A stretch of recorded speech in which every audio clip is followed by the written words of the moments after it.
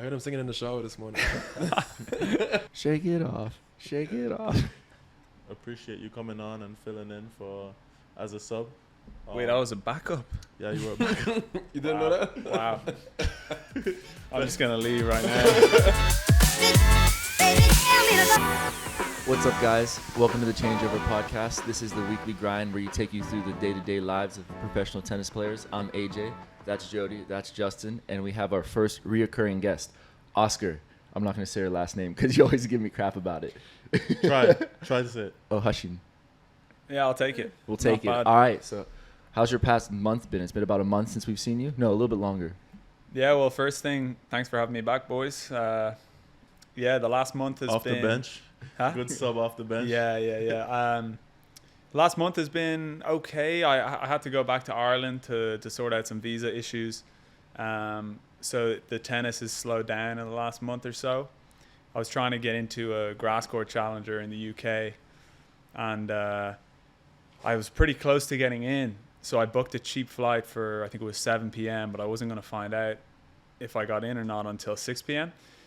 So I went to the airport, and I was just waiting to check my bag in, and then I get a call from the ref, and he's like, "You're not getting in, man. You're like 6 out." And I was like, "Oh, God." So I just turned around. Didn't even get a lift back from the parents. They were like, "Just get the bus." How far was the drive back home? Probably 40 minutes. That's yeah, easy. not too Could bad. I make a bet on the airline? Yeah, you know what it is. Ryanair. Yeah. What's the joke about that? That's the like- cheapest airline. When he said cheap, I was thinking for sure it's Ryanair. Yeah, That's like Spirit or Frontier. No, it's even But better. Yeah, it's like a tenner, but Yeah. like it'll be €10 for the flight, and then you'll pay like $100 if you're checking bag. It's Yeah. mad.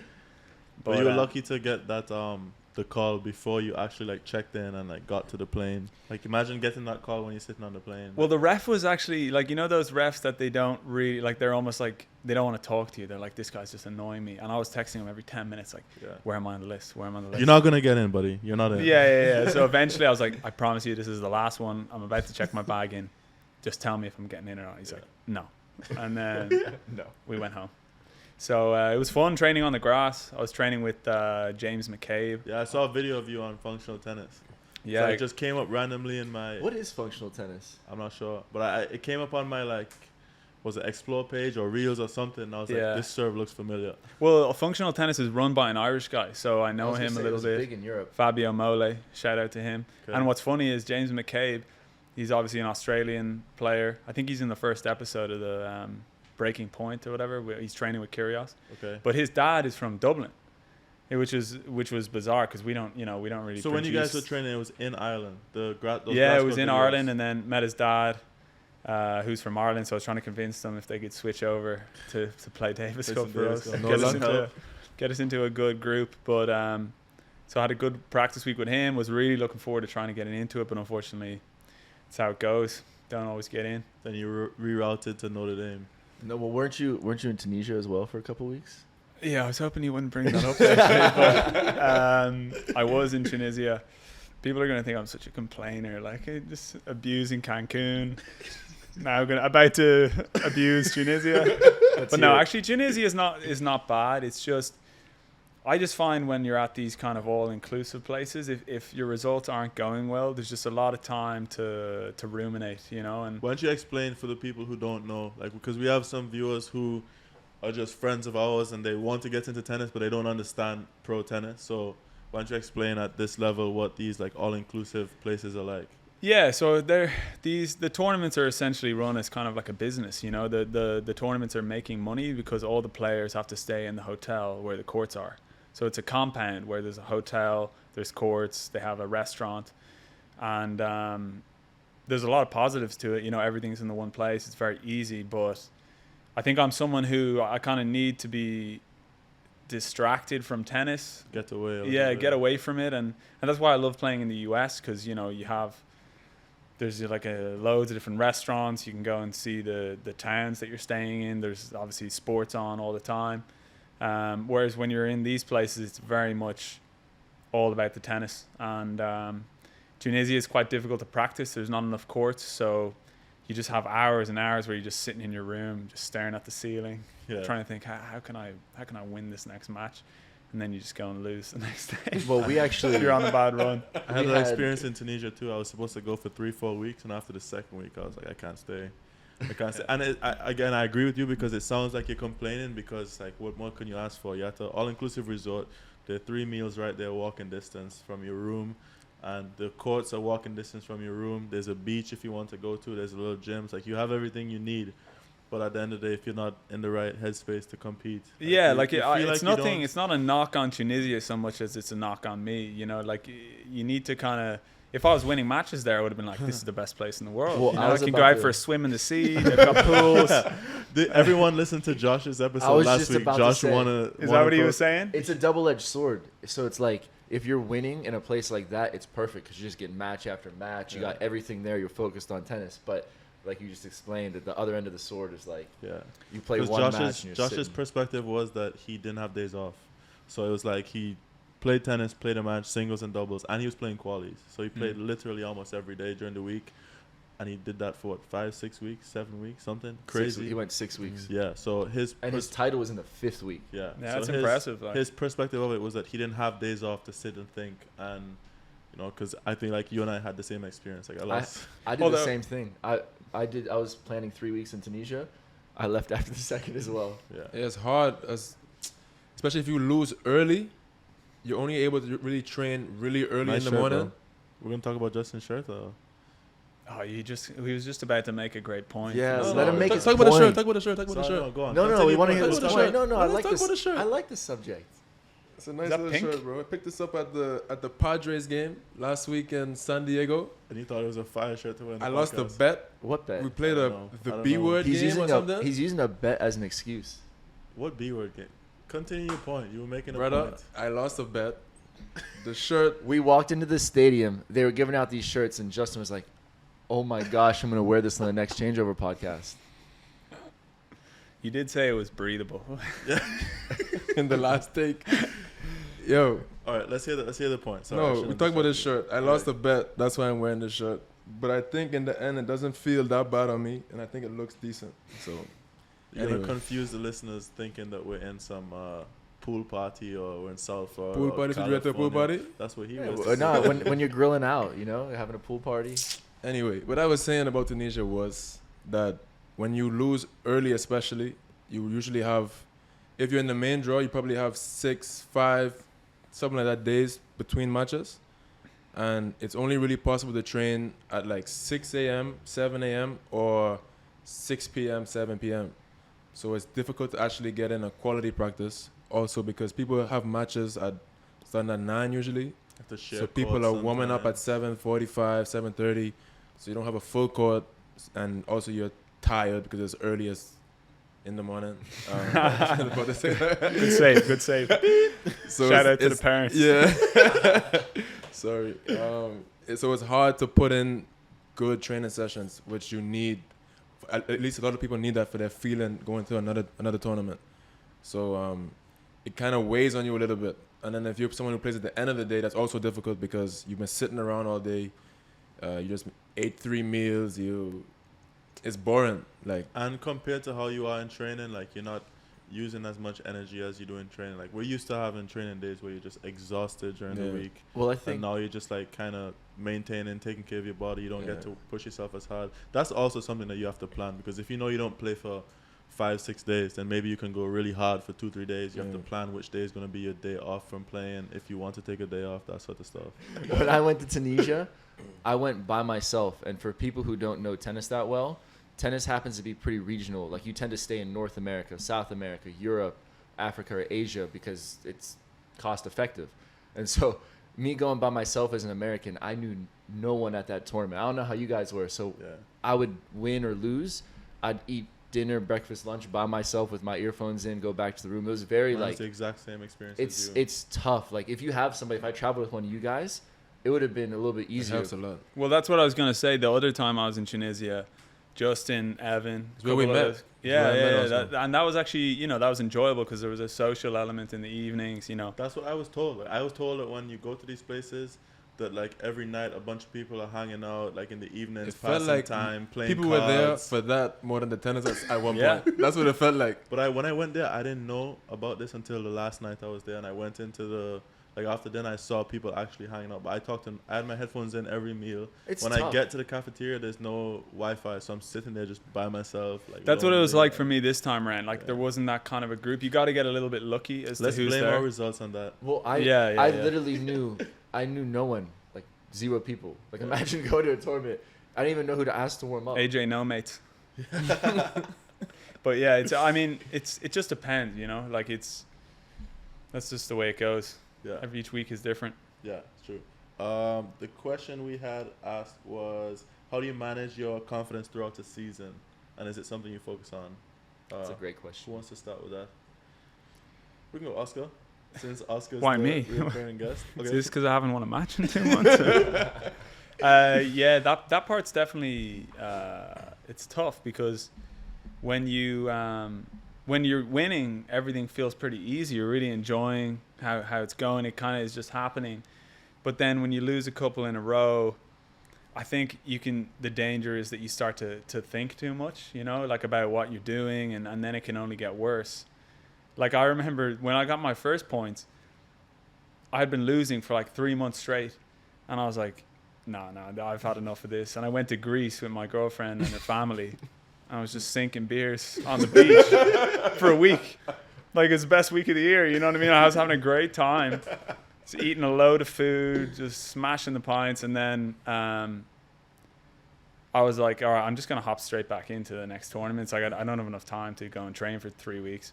So went to a tournament and semi-final. And I was like, what is this sport? You know, like the harder you work sometimes, it's almost like you almost have that expectation that you deserve to be doing well or not, you know, when in reality that's not how it works. And I think a lot of it is about what kind of mindset or what mentality you have at the time. So It was different that week you ended up making semis. Well, I actually lost in qualies and lucky loser it in, Uh-huh. and then that might have had something to do with it. It's almost like, you know, a new lease on life when Yeah. you're like, oh, I get another shot at it. Didn't work for me last week, buddy. Happened. I Yeah, tried yeah. That didn't work. But what was I saying? Yeah, I don't know. I think like it's tough when you're trying to stop the slump. You know, you gotta just. I think me and Justin were talking about this. Like, try and be really clear on what you're trying to do, and just remember that it's just a game. Yeah, But easier said than done. true. You guys, you focus on that? I've never played a full season, so You have in college though, but college is a little bit different because you have an opportunity to correct your mistakes like several times a week. yeah, you Play once or twice. whether a you week. win or lose, you play again. Exactly. It's Unless you're number 6, then you have some it's a pressure. different thing. But I think for me, in general, just in life, I try to. Well, for one, I think it's important to kind of separate, like your, I guess, sense of self, like your worth, from the tennis. It needs to be different. Like you can't things can be going poorly on court, and now your life is miserable. I think that's pretty unhealthy. I think, which is hard to do because I think obviously, that's probably the biggest thing a lot of yeah, people do. I think we care so much about how we're doing, and I guess it's your dream to do well in the sport. So a lot of how you feel is linked to tennis, but I think it's better if you can have some distance there and kind of. Justin is a person outside of tennis as well. Yeah. So try to make sure I take care of myself and I'm enjoying my life first and foremost. For me, in terms of confidence, I don't know. I think I believe in myself quite a bit. Like I believe that if I put in the work long enough, I do believe I have the ability to do well. So I think it's a matter of time. So I tend not to stress very much about results. I feel like, because I've seen myself do well whenever I've had the chance to kind of get going. But I don't know. I think you just can't be obsessed with the results because they're going to come and go. Because just like how you're trying to do your best every week, everybody else at the tournament is trying to do the same thing. Yeah.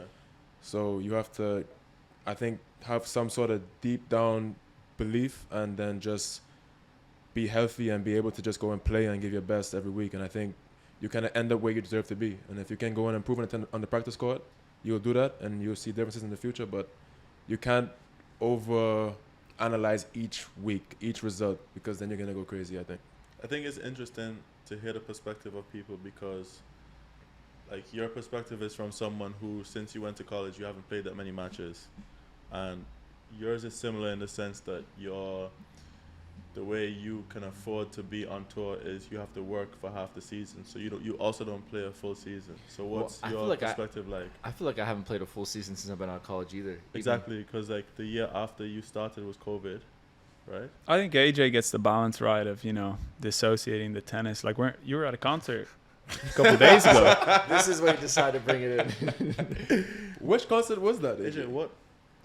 Oh, what a weekend. Let me just say, what a weekend. I flew back from San Diego Friday night, Saturday morning, got in at 2 a.m., woke up, I taught from 9 till 4, showered up at the club where I taught, and then I went to a Taylor Swift concert.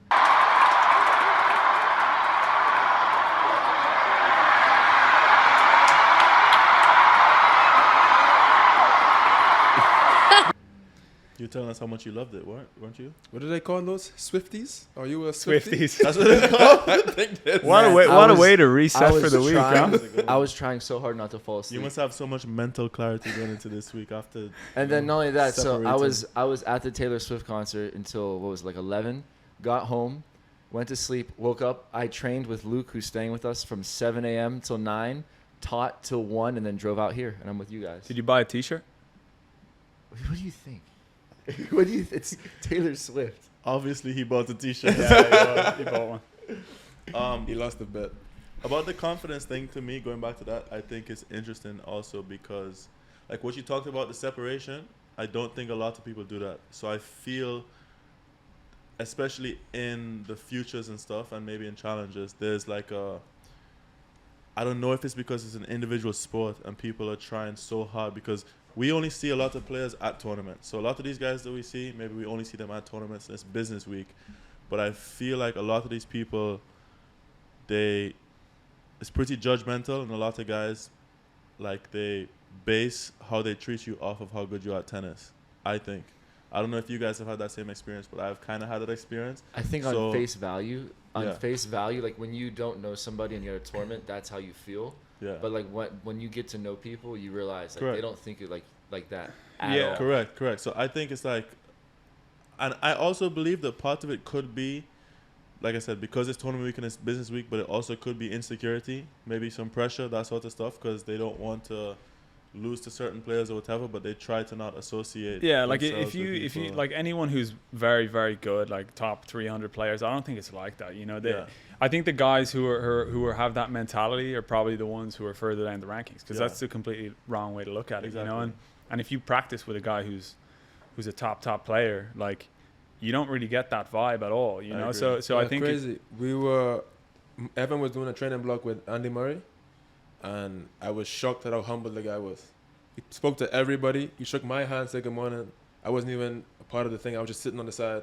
He spoke to the people who were watching. He spoke to there was a guy feeding balls for them. He was very, very personable with everybody. So that probably maybe, more so than I would be. And because these guys are higher ranked, maybe they have more exposure to other successful people outside of tennis. So they have a different perspective of like what success is to someone at the challenges and further down, maybe like in the future. I just think they're human beings. Like they're like us, except they just win more. But that's what I'm saying. But the people at this level, I feel like I don't know how many people walk around here and associate. I think people judge, a lot of tennis players judge each other off of how good they are at tennis. They know nothing about how they are personally. This is lower down the rankings, I believe. Juniors. That's like a very junior thing to do. But I feel like most people here are pretty respectable with like a couple people. Yeah, I don't know. That's kind of the experience I had. So that was when Justin was talking about separating like who Justin Roberts is from Justin Roberts, a tennis player. I don't think that tennis players do that to each other as much at this level. Yeah, that's because like the top guys, they're not worried about anyone else or what people think of them. They're just they back themselves and they implement their sport and that's it. Like if you're thinking about, I think I'm better than this guy. Like, oh, Yeah. this guy has a badge. It's just it's just projecting your own Exactly. insecurity. So, Correct. so anyone who is, anyone with the right mentality, and I would say that's all of the guys in the top, whatever. And I'm sure there's an outlier, but they're not thinking like that, you know. That's why I have a lot of respect for people that probably don't even realize that they've had that impression on me. So like when I made my first or second year playing pros, like I didn't have a lot of self-confidence, and I was traveling with Justin maybe my senior year in college. I didn't have that much self-confidence, but I would meet some of Justin's teammates and like other pros on the road and stuff through Justin when I was traveling with him. So like I met Roberto Sid, I met Gertz, I met like even when I played CAC games, I met Victor Estrella, who was previously top 100. Like these guys in those instances treated me like a normal person. So I had a different kind of respect for them than I would like other people who at this level like judge each other based on how good they think someone's forehand or backhand is. It's the dumbest thing. But it also works both ways. Like if you're thinking, oh, I think this guy doesn't think I'm very good. Like that's also, you know what I mean? Yeah, like you course, can't be thinking like that. You can't care what anyone else thinks, No, you know? course. And that's you'll see that with the people who have that mentality. And like I think we're all guilty of it to an extent because it's not easy, but like the best guys, they just don't care what anyone else thinks, you know? So you can't. There's even guys at our level too that in conversation you would talk, and it's surprising that the results that they had is that good. But it's because of that sort of stuff. It's because of how much like self-belief they have and the will they have to win. Like Also, speaking about caring what people think, we left that Taylor Swift subject with people thinking I wanted to go there. I did want to go there. Don't be insecure. I went there but don't be because insecure. I love AJ, my it's okay. fiance. She's got some good songs. this is projection again from AJ. I heard him singing in the shower this morning. Shake it off. Shake it off. Okay, so today is what, Monday. So by the time this is released on Thursday, AJ and I would have played first round because we play on Wednesday, first round. That's the second week in a row I played somebody on the Justin, Changeover who you podcast. got? Who you got? Don't do this. Oh, in this matchup. Don't do this. Do this. Don't do Let's this. go there. This would be so deep in my mind if we do this. But let's go. So when I told my mom about the draw, she thought that it was interesting for us to talk about how the perspective of playing our friends. So AJ, maybe you can go because you're most recent. So what is it like playing people who you're close to, like other people who you want to do well, and what's the preparation like on the day before on the match day?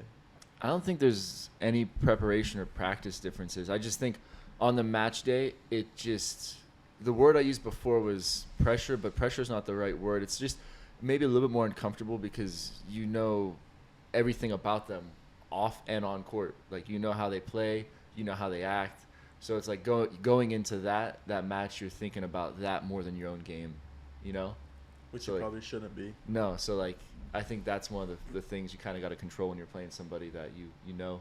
It goes even beyond that. Like you know what moment these guys are in. So if they're in a That's what good I'm moment, saying. if they're in form, if they're not It's in more form. than more than tennis. Like It's you've been with them, so you know like how they're eating, if they're a little bit sick, if all this stuff. You know what's going on in their lives. So good diet this week. we can talk about that another time. Yesterday. No. Yesterday, Next subject. So what do you, Oscar, Justin? yesterday, right? Justin, what do I you want to hear think? this. I want to hear this. You want me to What do mute? you- I can mute No. AJ's mic so he can't talk. What do you think about playing somebody you know, Justin? Yesterday they go to the supermarket. They come back. AJ in the kitchen cooking. Smell good. AJ, what you cooking? He said chicken breast. They cool. AJ sits down with 2 chicken breasts on his plate. No, it was a full plate, or like a full tray. Whatever. The plate is full of chicken, and he has a bowl, an empty bowl. AJ goes to the fridge and pours out just spinach. I He washed said it first. He's eating chicken and just cold spinach. He's And shredding why- for the like, summer. raw. It's pretty healthy, right? He's shredding for the wedding. That's what he's doing. It's the first time he's done it. He's playing a tournament this week, and he started last night with a new diet. I think he should just cut out Interesting. vegetables. I think he should cut out all that. Just eat pure. Don't eat Protein. carbs. They give you energy. You don't want energy. when you're Yeah. playing Cut a all match. that out. Cut out fruit. Don't eat any fruit. You don't want any of that either. AJ's a different kind of human being. I don't even think you should hydrate. Watch him AJ. go and win the tournament now. We're like, oh. All of us next week eating straight spinach. For those of you who think I'm insane, I just wanted to cut out processed foods that I eat, and he's just taking it to the extreme. No. No, you took it to the extreme. Listen. I'm not saying that it's a good or bad diet. I'm saying because I'm not knowledgeable. You on guys are that you guys are the guys who are like, let's eat whole foods. That's exactly what No, I'm no, no. doing. I'm No. doing what you guys do. No, I'm saying I have minimal effort. Should I cook the spinach or it all goes Brother. down the same way? You might as well just eat it raw. That's you lying now, because you said you didn't cook it. Why? It tastes better. No, why you didn't cook it? Nutrients. There's more Was nutrients it- if you don't cook it. That's why you Listen. don't cook it. Don't lie, though. Come on, this Yo. podcast and lie. You should I'm have not eaten the saying- chicken raw if it's all going down the same place. Like, I'm not saying to eat or not to eat it. I'm saying that at a tournament is maybe not the best time to to test it. start to see how your body's going to We react. talk right? about how we're on tour for like 6 straight weeks. When's a good time? Next week when you're home. Is that a bad time? 6 days from now? I think eating healthy helps. It doesn't hurt. Too good. I don't know what to tell you then. All the best with it. What were we talking about? We were talking about playing your friends. Yeah, it depends to me how close the. Well, not really. It's only really you for me that is like very uncomfortable. I mean, Apparently it's worked out It's great for because you every Justin time. has no friends. I'm 0-3 Okay. against. I'm 0-3 against Justin, so it's worked out just fine. Actually, I realized how horrible that sounded. I meant it in the way like how you don't like talking to people. So it's like you don't care to make new friends. Yeah, but it's purely. He's working on himself. Yeah, I am. I'm trying my best. It's purely because I think we're very close. We live together. Like, I don't know. He probably knows more about me than anybody else. So it's, and you want the best for him. So it's awkward a little bit. Like I don't know. It's not fun to go up against them. And then when there's bad line calls from the judge, from the umpires, you feel obligated to give them the call. I don't know. You don't want to second guess them when they make a close call if you play them in college or whatever, because you don't want it to get personal. But with anybody else, I feel like I just try to go and just play tennis. I mean, Playing you in college would be my worst nightmare. I give you every single call in practice because I just don't want you to get pissed off. So if it's a close call, and so even then, I feel like they're close. yeah. like if he hits a good shot and I'm thinking to call it out, I'm like he's gonna be even more pissed if I call it out. So I'm just like too good. And then there's also like we train together, so shots that I feel like I'm in a good position, I normally hit a winner. He kind of knows where I like to go, so he guesses right often, so points get It's messy. not a guess. Or he knows where I'm going. It's educational anticipation. What's the head to head? in practice? No. In a match? Yeah. Have you played each other in tournaments? 3 times. Three I've not times? won a set. I don't think. we played. That's besides the point. We played It's in not Dominican. fun. We Yeah, played in no. Dominican. First round qualies, back-to-back weeks. We traveled together. That's So I hadn't seen him for years, first of all. So we hadn't seen each other since juniors.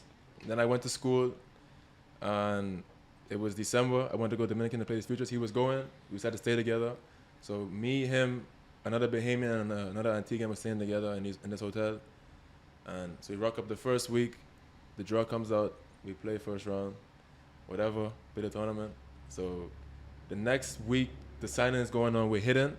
And I think it was Ariel Russo. So another player from back in the day comes up and said, "You guys play again tomorrow, first round." He said, "No, you're lying. Look at the draw. Played again the first round." Then we Brutal. played, what, Cancun. Cancun, second round qualies. Yeah, it's just not fun. I hated it, actually. But, yeah, gotta do what you gotta do. Not more than me. You got the win every time, so you can't hate it that much. Yeah. Hate it less. Maybe I'll get the win next time. But yeah, back to me and AJ playing. Like, I don't necessarily agree. I think my preparation has changed. Like back in the day, like when I played Justin, that was in like 2016, 2017. I didn't really care, so I would like practice with him, warm up. But maybe now my perspective We is a played in little bit 2020, 2021. no, in Dominican.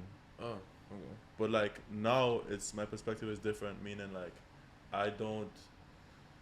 To me, the day to day is so different. So I don't want to train with AJ tomorrow or the next day because I don't know if something happens in practice or there's a little change or AJ sees how I'm playing on these courts or feels how I'm playing on these courts. And I guess it works both ways, but I would just prefer to avoid all that altogether and just like distance myself from AJ's match and just get prepared. Almost like at if the end of he's- the day, it's kind of like we were talking about earlier. It's just a game. Like, Yeah, you yeah. gotta go out. Also, I think we make I- this game so. I At the think end of the it's- day, like you can't be overthinking it. You know, you got to Just play go out. tennis. You got to try and execute what you want Yeah. to do. Also, this isn't the first time I've played somebody who I'm friends with. Like, since we've all trained at academies and with other good players growing up, and we've played them all so many times, you know? I think also Yeah. it's interesting because we say that we want to go and have no expectations. But for example, in Pittsburgh, we practiced the day before the tournament started, and I was up 7-0 in games against you. And I was like, my Just God. drop that in the pod. No, wait on it. 7-0 whitewash. No, wait on it. But then the tournament starts and AJ finals and had probably a good chance to win the finals too. So like what happened in practice had almost zero relation to what happens once he stepped on the match court. So normally, Well, I Yeah. forget. So I don't think like I don't think it correlates really like the day before to the day of. But I don't want to have any expectations on the match, like good or bad, on how tomorrow or the day after could be. So Bro, I just keep avoid rocketing your serve. No. just crack serves in and then Just it'll crack go good. serves, man. Yeah. But I think somebody said it on the podcast, and I forget which episode. But it's like when there's a difference between like training and then preparing for a tournament. Yeah. You know, like the days before the tournament, you shouldn't be worried about technique or something you worked No, on. who You said should. that? I'm pretty sure. Maybe.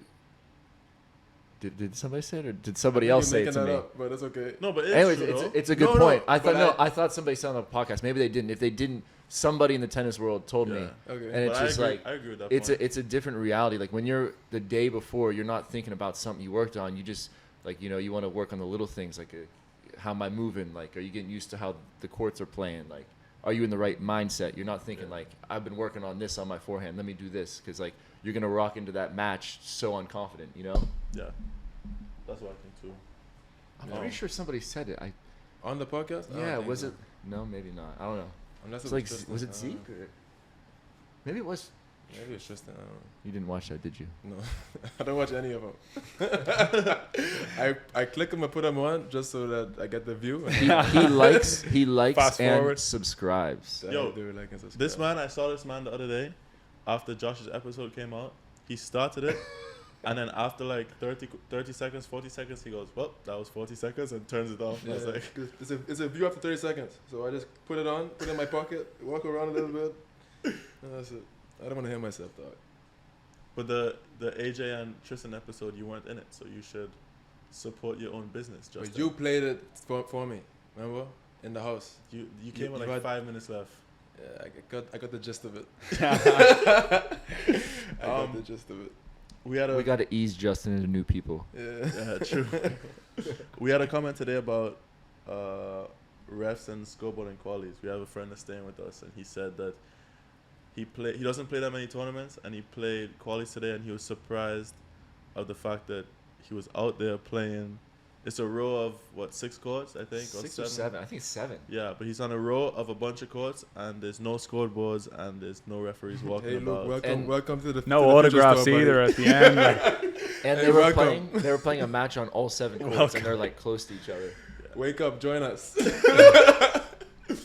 The funny thing is even after you beg the referee, please just stand on court, please. They just, Yeah, they have no interest in that. yeah, no interest. But do you think there should be referees on every court? Yes, I mean, it's professional work- tennis, you exactly. probably should. You probably should have some rest, but it's probably Like expensive. as well. imagine the minor leagues in baseball. There's no umpires or anything. You just call your own strikes. Yeah, that's nuts. But how would they go about doing that? Like, that's an expense from That's the above ITF, my pay or grade. That's above my pay grade. That's a sign that Justin does not want to talk about this topic. And we No, can I just move feel on. like, yeah, you just gotta win matches so you don't have to play qualies. That's that's the best way to look at it, I think. I don't know. I don't think that's necessarily true. But it is true. you what don't just- gotta win matches. No, it is true. But I think And that you want to play qualies? I see no, both no. sides. Like, what if you I'm flew? saying- What I'm if saying you you flew? don't want to play qualies? I'm saying that I think that it's a professional tournament, and they should probably do it right. Like, they should figure out a way, problem solve, for them to be able to afford referees to be in qualifying, because it's expensive for us to take a trip. So I have the perspective That's what I was of getting. I don't have to call names, and I don't have to call locations. San Diego. I don't have to call Bleep names. that. I don't have to call names. I don't have to. No, say but like locations. imagine you flew Yeah. all the way to Tunisia and you just get absolutely like taken out of a match by not having a ref there. How would you feel about that? I'd be annoyed, but Correct. also get better. Doesn't matter how You good you, are. you didn't win or lose the match on a couple calls. Yes, you did. You think so? In a 10-point breaker, you don't think you lost that Yes, you match did. on a call? Don't Man, you? I've win lost more super tie breaks than anyone. no, but don't you Oscar win or lose matches over a handful of points? Isn't that what people say all the time? Oh, this match was decided in a handful of points. And if people are literally taking 3, 4, 5 calls in important moments of your match, how can you say that it's not related? And do you think that this should happen at the professional level? Because even in the college level, that doesn't happen. Like they have referees. Not that my school had it, because I went to a small D1 school. But we talked today about the different perspective. I guess my perspective is I can't control that at all. What if you can? Me. Yes. What if what we do here? Yeah, he's like saying like if you can make a difference, Yeah. like, you know. Like what if what we do here does really well and we grow an audience and people start to listen to what we're talking about, and then I don't know. What if people? No, want then that's to, great. Like, it and just doesn't I look agree with good. you that in a perfect world there would be refs, That's all I'm and there saying. should be refs, That's all I'm and people saying. shouldn't lose matches because of bad calls. There are bad calls even when they're in the chair. It happens. But then they're neutral for me bad as a calls. player, I can't waste time or energy thinking about that. I have to try to win the match, and the only way I can think is I have to just be better so that one or two calls doesn't make a difference in the match. So when I played the match, I thought that was egregious and it was rough Recently. and that's tough, but Correct. that's what So- happens. but it is what happens. But in my opinion, it's not fair for me to work so hard, to train hard, to fly, expensive flight, an expensive place. I slept on the floor for No, 2 it's nights. It's also not It's horrible. professional. Like It's That's what I'm horrible that saying. it happened, but A it's also ref- like there are times in the match maybe you're at a 15-30 point where you could have made a different decision and you could have been at 15-40 as opposed to going Correct. to 30 all. But Yeah, I'm but- playing, so- in that opinion, to the best of my ability. I'm doing the best that I can in that moment. Obviously, we can all improve. I'm and all not make victim mistakes. blaming you, dog. No. All I'm saying. no, but Justin, I'm kind of with Justin. All Like, I'm saying- I think like I see you, both sides, You but- can't focus on that stuff. That's not going to change. in the match, I don't think in the match he's worried about it. I No, just he is definitely Okay. worried No, about I it. called the supervisor. I called the supervisor because what happened was there was a handful of bad points, and some of them came in bad moments. Some of them came in like it didn't really matter moments. So like the bad calls came, and I requested that the referees came on court, and the referees didn't come on court right away. Or if they You did, they should've seen came what on they did. court. and But they didn't that kid get overruled? Didn't he get a code violation for getting overruled so much? That's another thing. That when I played, he came on, got overruled twice, but there was no code because he said that an overrule, like he can just get overruled a bunch of times. There's no. But my point being was, I know like in a perfect world we could have refs, but this is a professional tennis tournament. A ref would keep it more professional. He would stop people like that from doing that. I'm agreeing. I agree with that because I don't disagree with you. It's a bad look I'm for just it's saying, a bad for me look as a for player tennis. with the way the world actually is right now today, for me to succeed, Like how can the I ITF can't worry about that. How can the ITF look at this from a large perspective and be like, that's a good image for us? I mean, it's not. the fact is but- that I don't know, unless this episode goes crazy. I don't know if the ITF is really going to hear anything about my second round qualifying match and wherever I played that match. You know, like I San don't Diego. think. It's pretty narrowed down now. If anybody, if you have a Google and a brain, you're gonna figure out exactly. I just think like it's the lowest tier. This is where we're at. Yeah. We need to get way better, and you're not going to lose to him. But then I guess if you're a 200-300 player, which is what you're going for, you know. I know and, this and like comes off- guys, I genuinely think some guys, if that happens, then the top guys like they're just like they're just not even phased. It's like next week. okay, but then you know? my counter to that would be is don't class us as professional. Make these amateur tournaments. Don't give us money. Well, a lot of the players who are playing 15Ks, particularly now in summer, they're not professional. And in They're the playing qualities, in they college, don't have man. any points. Also, Yeah, so they're not. But they're- my point being though is it should be a whole other tournament then. Like why even class this as a professional tournament? because once you're in the main draw, it's a professional tournament, and that's when they have the refs. Yeah. You know, and they have That's actually true. like they've introduced refs for last round queues and Some 25Ks. tournaments, They I have think to that now. makes a huge difference, and I think to me that makes a huge difference for a lot of things. That helps the viewing experience too, because for example, like Luke said today, he played in front of no one with no scoreboard, with no referee. So someone walking by is gonna be like, "Oh, these guys are a bunch of guys are practicing on the tennis courts right now." Versus if they hear a referee in the chair calling scores and stuff, maybe if they advertise better, it makes the viewing experience better. We can for- go down for that people. rabbit hole. Yeah, but we also Way are down that trying to rabbit hole. earn the right to have people watch the matches, have refs. Correct. You know what I mean? And if you are the 700th best tennis player in the world. If you were the 700th Yeah, that's best pathetic, anything, that's pathetic. If you were the pathetic. 700th best doctor in the world, you would be way above yeah, I'd and be beyond. saving lives, man. I'd be saving lives. Right now, I'm just trying to make a forehand. If you were man. the 700th best soccer player in the world, you'd be playing in some Premier League in some country. 700. Yeah. Yeah, you'd be in, but, like- but like the numbers don't lie. Like football is the biggest sport in the world. We're the second biggest. We're not the second biggest. Yes, we are. No, I think it's like a top 5. Maybe. it's but I top don't know 4. about- I think it I don't is. know By about- number, regardless, by Basketball is bigger than tennis. Djokovic even said something about this. He made that comment like a month ago where it's like, how are we like the second? It was the second most viewed or most played sport in the world. He But I said. guess what matters is it's viewed at what level. Like, But I guess isn't that My point being is, if it's that big of a sport, how come the level, which I don't think is that low of a level, is Yeah. treated like it's like amateur? Because Right. you got to everything leads towards the money. If we were generating, people were coming out to watch. Well, this could be a podcast, and so we can go down the rabbit hole of like Yeah. the money's being mismanaged. Like, But I think this is Oscar. How come when I was in my Russia- opinion- go on, in before I- Russia, every round of my 15K qualies, I had chair umps. So like obviously in Russia they were able to get the money to do that. So then, like, how come it's different everywhere you go? Like, how come tennis is disorganized? How come there's a ATP player zone and an IPIN? You know, it's like, how come there's so many things that are I just think like unprofessional in our profession?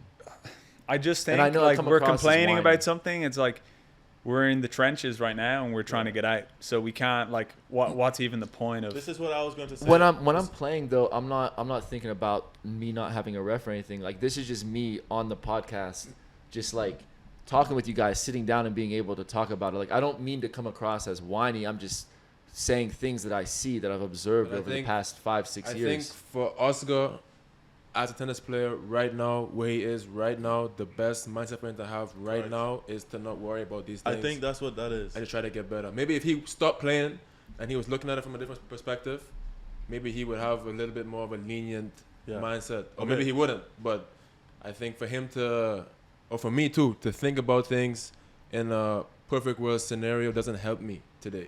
So this is what I'm saying. This is what But I don't think it's. I'm not giving you stuff in perfect world perspectives. I'm sorry.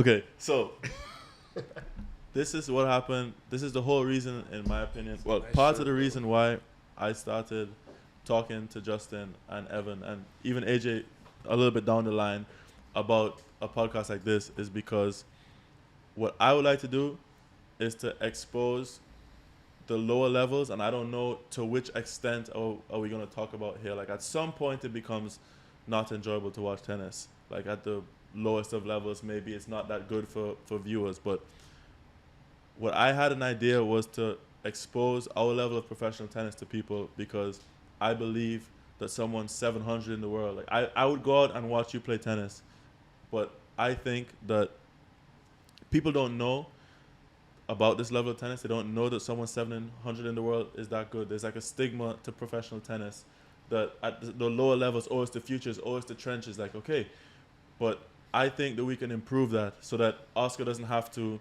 Let's say, Oscar, that you came here to San Diego. Let's say that this podcast. South Bend? Sorry, to Yeah. South Bend, and we have this podcast going, and we had you on a week ago, and we say Oscar's playing next week in South Bend. What if you had 10, 15 people come out to watch you play? And what if you had a sponsor that's willing to say, hey, Oscar, let me put you up in a hotel for the week? How different would your experience as a professional tennis player be this week if you didn't have to stay at the Airbnb, you didn't have to pay for accommodation, you had people coming out and cheering for you, supporting you?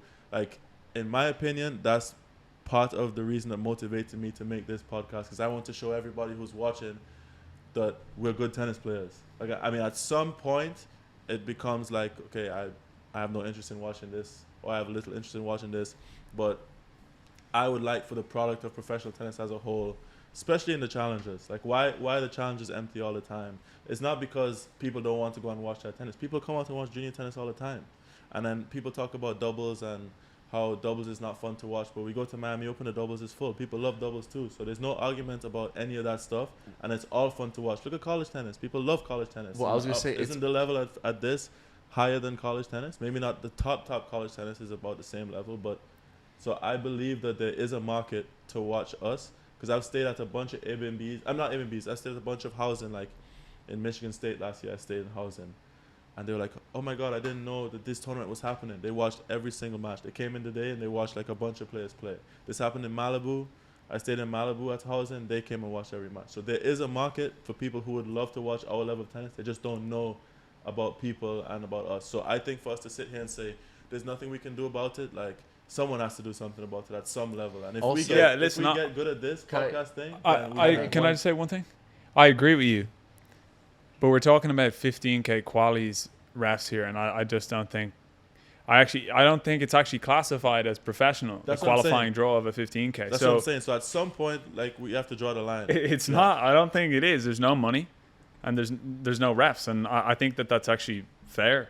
Yeah. You know, like, because otherwise they wouldn't have enough. They wouldn't host as many 15K tournaments because it would cost them more. But I guess the way, what I was going to say, actually, it's perfect you went before me, was that I think it's the way you carry yourself and the way you act. And I feel like the way the ATP and the ITF host futures, it's like a bad look for the ATP and the ITF. Like, who wants to come out to some park with cracked courts and watch two guys who are really good at tennis play? I wish you were in Mexico. Like, I wish you were in They Jalapa, treat you. Mexico. They treat you like you're a professional tennis player. Jalapa was unbelievable. No, even Unbelievable. even like people first round qualies, there was a stadium Sorry. court full, like 50 to 100 people, probably more. I don't know No, for I think it qualies. was if you more than host people. if you host futures strategically in places that could host a good tournament, like I always talk about Vero Beach. They Vero Beach is charge nice. people pay to come watch you play in Vero Beach, a 15K. They will come and pay because they carry themselves like a professional tournament. And I'm just saying that I'm not even talking about refs and the qualities. I'm just saying the tournaments as a whole should carry themselves with the stigma of being a professional tennis tournament. Yeah. Do you agree with that? Yeah. Yeah, I think that's fair. I think that's fair. The first round qualies there. Yeah, that's unreal. You know, and it's such a pleasure when that does happen. course. But at the same time, like, It's not going to We're cost all- extra money. Just the effort, like the look, like host it at a place that is worthy of being a professional tennis player, like a professional tennis place. I don't know. I just think Like the we always mi- rip the Cancun. mindset right now is like, yeah, Cancun is okay. That's another story. But that's my But that's the my- mindset right now that is like my- you gotta earn it. You know, I like agree. if you're 700, 800 world, it's all I relative. agree, Like 'cause you're you not can't that sit- good. You know. You can't sit here and complain and say, oh, the conditions are so bad, or this and that. I agree that, like, you can't just complain and blame other things for your Like poor there's a funny performances. story. One of my coach tells me this all the time. Like when I'm like miss a shot, kind of complaining or whatever. He's like, mate, why are you complaining? You're just not that good. Like, you know, and he's like harsh, but he's got a great message. It's like, you know, he talked about there was a guy practicing with Nadal, I think. He's like 300 in the world, and he's like getting chopped, obviously, by Nadal, and he's kind of like moaning a little bit, and he's like shadowing his swings and stuff, and Tony Nadal goes up to him, he's like, man, what's wrong? And he's like, I just don't feel like I'm playing that way. He's like, yeah, you're not that good, like, so why are you complaining? You know? So it's like where we are striving to be is like much higher than we are right now. So I understand your point. Like it would be amazing, and there it is a great platform to try and raise awareness to futures, but at the same time, we're not trying to glamorize futures. We're trying to get to the higher level. You know, I think it's a mix of both of our I'm not points. saying that I'm not trying to glamorize it. I'm just saying it's so ugly. Like would you consider like the guys I know, give me a serious answer. The guys in League 1 France, professional footballers. What's your question? Would you consider the guys in League 1 in France professional footballers? Because they always get made fun of being like the farm league for the real footballers. Yeah, I would, but I guess- think team sports are a little bit different because it's much easier for people to get behind for teams. sure, You know, because there's an emotional connection. But Like, the- for the it's cities like a and that sort of community. stuff. You know, it's not Exactly. even necessarily about the Exactly. players. And I'm not saying, you know? and again, I'm not saying that we But glamorize. where I was going with that was just like it's hosted like a professional. It's another interruption. It should be like I think on the bottom of the screen, like numbers. count them. Yeah. But I guess the point that I was making, I'm not saying that futures level is the level that we need to get amazing or whatever. I'm just saying, and I don't know where I draw the line, because at some point there is a line being drawn at like, hey, do you want to go out and watch this tennis match tomorrow? No, I don't. But I don't know how many people are aware that this challenge is happening in this place, or this future's happening in this place, or whatever. Like, you see them at the end of the week at the challenges, maybe like in Cleveland, or for example, when I played Cleveland, at the end of the week, quarters, semis, finals, people came out to watch. I don't know if that was because the end of the week was marketed better. I don't know if, you know what I mean? Like, I don't know if people found out that there was a tennis tournament happening as the tennis tournament already started, or if they knew these people were coming to town ahead of time. And that's just one example. I don't know. But I'm just saying that, in my opinion, I believe that tennis players doesn't stop at the slams. And it doesn't stop at the ATPs. It goes a lot further down than that. And Jalapa shows that, and Vero Beach shows that, and I'm sure there's a bunch of other locations. I think the key to that is, like, you want to do these tournaments at local clubs where there's already a community of members who have an interest in tennis. Yeah. If you're hosting them at college universities, you're never really going to get that. You know, it's the summer in Notre Dame. All the students are gone home. It's not a realistic goal to have that, because and that's why you see in, like, German league, or, you know, in Ireland, even in Ireland, man, exactly. we have no tennis players really. Like, you know, all four of us would be on the Davis Cup team in Ireland, but if they host a domestic tournament, a load of people come out and watch, because it's like an annual event. They want to see tennis. You're right, people do want to watch tennis, but I think if you wanted to change that narrative, I don't think it's necessarily up to the ITF. It's up to the hosting clubs as to how they market the tournament. You know, like, the ITF is just designating weeks in the calendar year, so it's up to those clubs to come in and the way I see it also is, like, you know, these top players have these agents that would set up, like, appearances for them, like they'll get appearance fees to go and play exhibitions and whatnot. Like, that's kind of how I see this podcast being for players who don't have the help on their own. So, like I said, if this platform grows and people enjoy hearing us talk and whatever, and Oscar comes on, then hopefully you benefit from being on the podcast. People like you, I don't know if wherever you go next week. I'm getting an appearance fee next tournament. That's what I'm saying. Like, what if people say, oh, I like Oscar's story, I really enjoyed what he had to say. Let's try and help out Oscar next week. Let's see if he needs a place to stay and wherever. Let's see if he would play with our logo, our company logo on his shirt, or whatever it is. Or even if they don't becomes more benefit, personable, like you said, like community. Like, you connect a little bit more with the people, and I guess that's the point that I was making at the very beginning. And I'm not saying, like, at some point, again, we draw the line, but the point I'm making is, at least the three of us, maybe because you're not a host and you're not a part of the podcast, like, day-to-day battles and stuff. But I think there is, at some point, we can control a little bit the perspective that people have on tennis players, like, below just the slams. All right, that should be a good segment into the next thing. Do we go for the random questions or no? Or you have something else to say? Sorry. No, nothing else to say. I don't know. I think it's tough. I think it's like, nothing else to say and it starts talking. Let's move on. Let's move on. I had one more thing to say, but I bit my tongue as well. I just think we got to get to the challengers, boys. But even at the challengers, you don't think the challengers free accommodation, all the challengers I've been to, I mean, Monterey was a joke. It was unbelievable. People coming out to watch. Like, I think the challengers is pretty decent for, you know, like, most of the challengers, they get a lot of people. If you go to Waco, Texas, again, college campus, it's going to be terrible. I think also if you maybe play in Europe and these places, it's a little bit different because it's at actual clubs. I mean, Murray was playing in the Challenger the last 2 weeks in the UK. I mean, there's thousands of people out watching, you know. And again, why? Because Andy Murray's playing. Yeah. You know, and I think, like, people in tennis are attracted to superstars. They want to see the best players in the world. So I think it's difficult to market. I think it's also identity too. Like, I don't know. I watched, like, the clips of the players in, let's say, Italy. The Italians are playing on the Challenger. The stands are full. So I feel like also, I don't know, me when I was younger, you had Darian playing the Challengers. I was watching on the ATP Challenger TV because it's like Caribbean player playing. I want to see him do well. Yeah. So I think maybe players can market themselves better as well. No, that would also help. No, you make some good points. Like, it can definitely be done better. But like you said, like, I look at it as a non-tennis player. Like, if I was walking past the courts and I saw, like, stands or some signs and some, like, I look and I'm like, that looks like an event. Yeah. I would be more inclined to go and see what's going on. That depends on when they market it, if people actually come, you know. And I don't know if, like, anyone has ever actually gone out of their way to do a bunch of marketing for, like, at least the tennis. challengers, like, when you look at the site, it looks like a professional tennis tournament. Like, I like that, you know. Like, that was kind of where I was getting at. Like, not necessarily the money put into it or the refs, just like the way it's set up. I think all these things cost money at the end of the day. Yeah.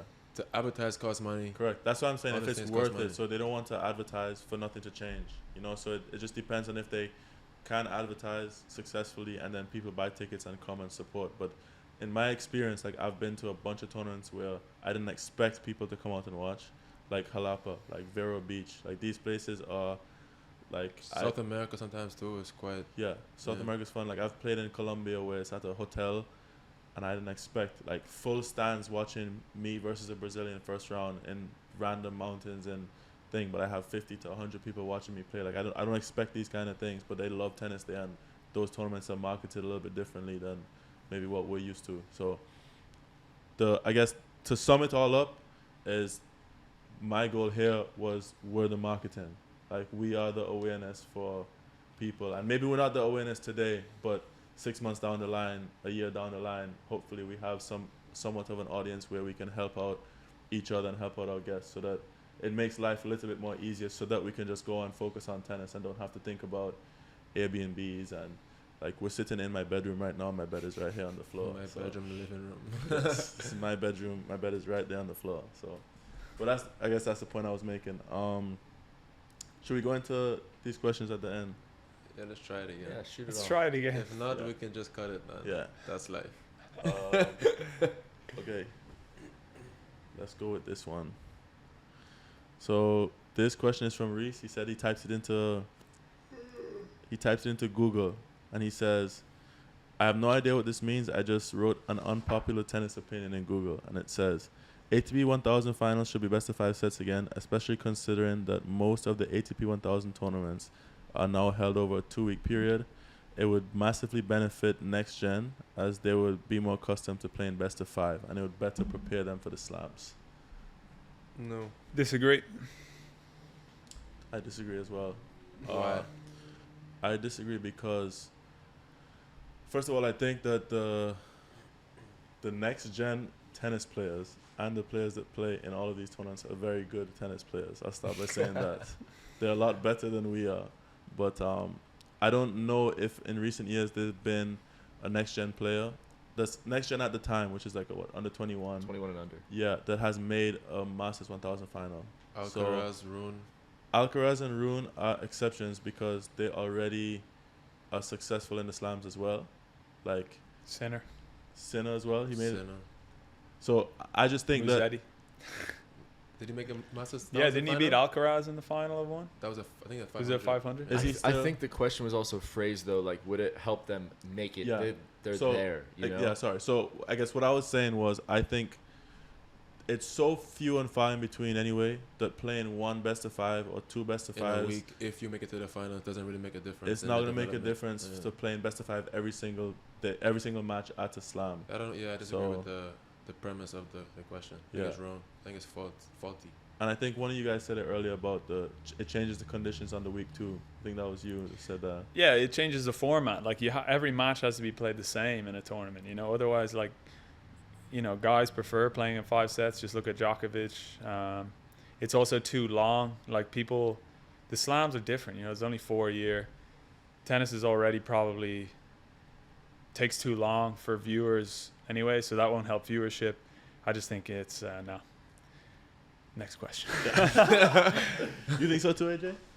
Yeah, no, I agree with you guys. I don't think that's a good idea. Okay. AJ agreed. Yeah. Wow. It's the first time. Who do you guys think is going to win Wimbledon this year? It's coming up right around the corner. Novak, Djokovic. No, you got to give one. If you had to put your money on one player. Novak, Give one. Djokovic. Okay, Novak, who do you think? How do you go against Djokovic?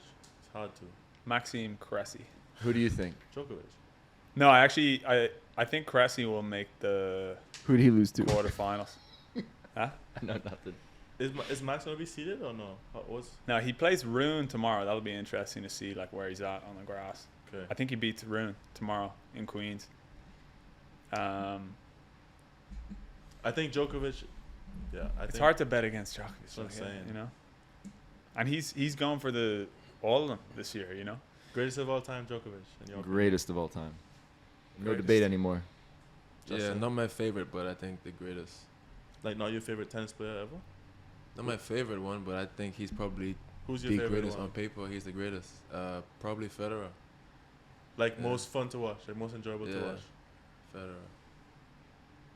I think I started that way, but I think he is fun to watch, Federer, but I think Djokovic also in his own way is very fun to watch, and Rafa's very fun to watch too. So I don't know. I mean, Djokovic though, like the things that he's gone up against and still to have the most slams, it's just like, you know, it's unbelievable. Like he's not allowed into certain countries. He's like he can miss chunks of the year and still find a way to peak at the slam. Yeah. And he also has the most Masters too. So it's not only the most slams, he also has the most 1000s. Yeah. And he has the head-to-head record against Federer and Nadal. And everybody likes to talk about Federer and Nadal. They're much more loved, but yet he's still able to just produce time and time again. It's just I think he's one of the most incredible human beings of all time. Like what he's been able to achieve is just ridiculous. Yeah. This is from the perspective of none of us actually know how he is as a person, but from what we can see on social media, I think a lot of and how he acts tennis on player, screen. I think a lot of the reason people don't like him, and one of the reasons I actually really like Djokovic is because when he's on cameras, he is who he is. He doesn't say that the right answer all the time. He gives his answer, which I respect that from him.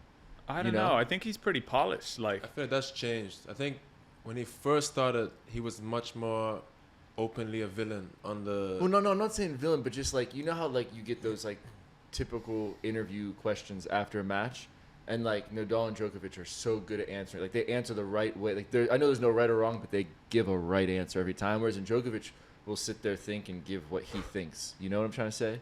I wonder if some of that happens to do with like also his. Like you see how he is sometimes when he plays a match and the crowd gives him a little bit, he gives a little back. Like he likes the feeling of like maybe the crowd being against him and that sort of stuff. It looks like he likes that. And that may motivate him and fuel him or make him focus more or fight harder or something that maybe like could be a motivation for him. The problem is people, they get emotional about it. Maybe his personality they don't like. But like what he's doing is objectively absolutely ridiculous, you know, and the like mental fortitude that you have to have as an individual to do that. For me, it doesn't even matter if he's not the nicest person, which I actually think he probably is. I was gonna say that, yeah. I just think like it's I can't really think of a better sportsman. Wasn't his they were saying that he came up against all those guys in their prime, like he came up in Fed's late years of his prime and in Rafa's prime and Murray's prime, and like you said, he has a head-to-head beating these guys. And what's crazy too is how his body's held up for the most part. I think now apparently he has like some elbow issue, but like years and years and years of performing at that level without many injuries is pretty. Yeah, and he doesn't look like he's gonna stop anytime soon. I mean, the discipline that he has with like from the very beginning with his diet, with his kind of maybe alternative methods of handling himself that people, you know, would have been skeptical about. Like he hasn't put a foot wrong.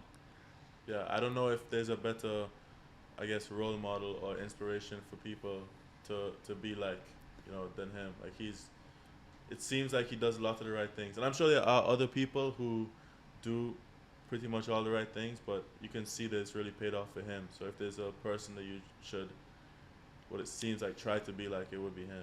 I think at that level, though, like we're talking about the apex of tennis, where the little things matter a lot more than down here. Yeah, probably. But either way, like to me, it's pretty clear. Like it's not close anymore. And like you said, he's not stopping. Like it doesn't look like he's close to being done. So, and it's hard to even go against him in the other slams too. Like he doesn't lose in Australia. He already won Australia. No, but I'm saying. Are you talking about the next two? Like coming up, like the next U.S. few Open years, and like the Wimbledon. next. I'm saying the next few years. I think sorry, I thought you meant for the calendar slam. Oh, I know. Oh no, I know that. We're falling apart here a little bit. Like we've been going for too long. I think the only slam that he's kind of questionable for is Wimbledon. I think all the other ones he has, like he's Wimbledon is one he's questionable for. I think a guy can get hot on grass and beat him. I'm not saying it's likely. Bro, look at the last I'm not saying 5 it's years likely. at Wimbledon. He's always like. It's pretty slow now at Wimbledon, though. You know, the courts are pretty slow. If you could play one match, like any setting in the world, like that you could choose, what would you choose? Like I'm talking about like center court, Wimbledon, David Beckham's watching your match, or U.S. Open I'm night gonna- match? U.S. Open night match, I think, on Ash. I'm gonna go with Cancun Court 12. Completed it, mate. I don't know. You? I think just being from Ireland, probably Wimbledon, because I would have just grown up watching it. I think Philippe Chatrier at French Open. Really? When I first started playing tennis, because I randomly saw TV was on. I took me to channels, and I randomly saw the French Open final. I think in 2002, and that's the court I saw, and that's why I started playing tennis. I think I want to play there. What'd you say, AJ? You picked one? No, Besides in all honesty, I think some of the lower level, like the 1000s and 500s, have some really cool venues. No, listen. Have you ever What's cooler than Ash at night? The Oh, guy, Wimbledon I don't- the Stadium guy wants to courts. play in Leon 250. Like, I don't don't worry about the slams. I don't AJ care. is the GOAT, dog. He will say whatever. I don't care They about just try to get the clicks. size of the stadium. But you don't care about playing in a Grand Slam? Obviously, Okay. I would love to play in a Grand Slam. If you're in a Monaco's 1000, high. you're in a Grand Slam. Monte Carlo No, you're style. not. This is one match. Like, you're allowed to play this match. Yes, the but- hypothetical. But in this hypothetical, if I made it into a 1000, that means I would have made it into a Grand Slam. Bro, you just changed my hypothetical. No, it's a one match, one and done. Okay, You're I dropped think. into a thing. Okay, I think you're gonna laugh. I think It's your the last Paris, match ever as well. The Paris San Diego 1000, 250. the indoor Paris 1000 courts are the coolest things ever. Have you ever seen Yeah, the I- stadium I- court? Paris-Bercy, that's a pretty sick But tournament. Monte Carlo's nicer than that, no? Not that I Well, like it play, depends. but- Yeah, it's different vibes. Like I like unique courts, like cool, like underground or like in a cool building. You wouldn't. think AJ of wants to tennis play courts in like an Ecuador Challenger and then call it on a quits. farm. the opposite of what I'm saying. Pick a slam, AJ. It would have to be U.S. Open in front of my home crowd. Okay. Good choice. Which court? Court 18? Practice court The 4. graveyard court. I actually agree with you though. The Paris 1000 Masters slam. Tennis has so many cool courts. That's true. Like, have you ever been to a place where like you don't even know where the tennis court is? Like an indoor place, you'll walk in, you're like, this is a tennis center. Isn't there a tennis court in, what's that, the train station in New York or something? Stuff Grand like that. Central. Yeah, isn't there a tennis there? court there? Yeah, but it's not that nice. Like, No, it's like pickleball. huh? No, it's pickleball. Well, it's just like there's not enough space at the back, and You don't don't wanna you don't play. need space. you're still choosing the U.S. Open over that one anyway.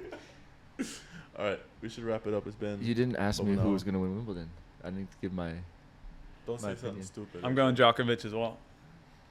Okay. AJ. Dark horse pick here. AJ. If I had to put money on one person, No, you would not. Say, what you're about to say is not true. If you had to put money on one person, One you wouldn't person? say dark horse. because there'd be Good good odds. Good, thank you. My boy Francis Tiafoe. Okay, good choice. I think he's really his best surface is grass, and he just came off of a tournament win here, just entering the top 10. I actually can Are you see. guys- I could see Struff making like semis. Struff is a joke. He's Then unbelievable. Francis beats Well, Struff in his so- final, right? Yeah, that's what I'm saying. I think Francis. Did you see match point? Yeah, crazy. Yeah, crazy. Ridiculous match point. You saw the score when that happened too? Like It's a 10-9 in third the set tiebreak or tiebreak. something, 9-8 in the tiebreak. His confidence is going to be good. I think, as a dark horse pick, that's a legitimate pick. I don't think I disagree with what you're saying. What about I'm s- Murray? Murray just won 2 Charlies in a row on grass. He's about to play Queens. I don't right? think his body could hold up for that many matches. Yeah, I think he'll make quarters. Again, I think he's a great tennis player. I'm just speaking to. Yeah. We'll see, man. I don't know. But I gotta go with Djokovic, dog. Yeah, same. No one's gone Alcaraz. No one's gone last year finalist Kyrgios. You see, Alcaraz said But that. Kyrgios injured, no? Like just come back from injury? Yeah, What Alcaraz say? he said that he thinks that Kyrgios has the best chance. Like he plays the best on grass. I believe it's this way. He said that Kyrgios plays the best on grass. Out of all of them, and thinks that he has the best chance. He's Yeah, I just runner think up last Alcaraz year. hasn't played that much on grass, right? Probably compared to the other top guys.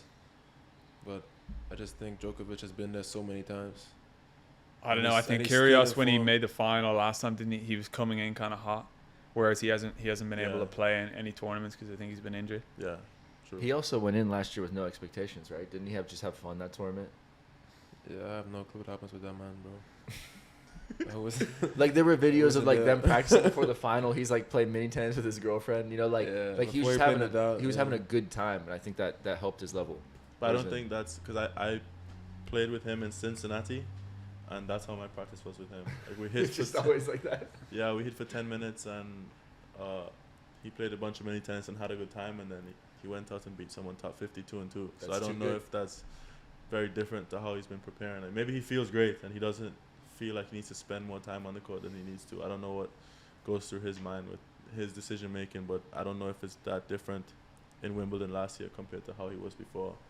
But he's obviously very good, and I don't know, he probably has a good chance to make a run this year too. All right, Oscar, thank you for joining us this week. Appreciate you coming on and filling in for as a sub. Wait, I was a backup. Yeah, you were a backup. You didn't know that? Wow. I'm just gonna leave right now. No, anyway, thanks for coming on. It's always a pleasure, and obviously you'll be on again. We look forward to it. I don't know. We've been talking now for 75 minutes, so I don't know. We'll see if all of that gets included in the episode. That's pretty long for everyone, but yeah, I enjoyed it, so thank you a lot. And everybody, if you enjoyed what we're doing, please like, subscribe, and ring the notification bell so you don't miss anything that we post. We're on YouTube, Instagram. Drop a comment if you like the shirt. We are on Or if you hate the TikTok. shirt. Nobody's dropping any comments in it. Also, this is what I was told to say, actually. If you guys have any ideas of what we should talk about next week, leave it in the YouTube comments. So please, please give us a comment and let us anybody know. still listening? Yeah. Anyone still listening, please, YouTube comments. Mom, Dad. Can you guys please subscribe? Yeah. I made both my parents subscribe, and Mom told me to wear shoes, so I'm wearing shoes this week. So anyway, all right, thanks for coming. See you guys next week.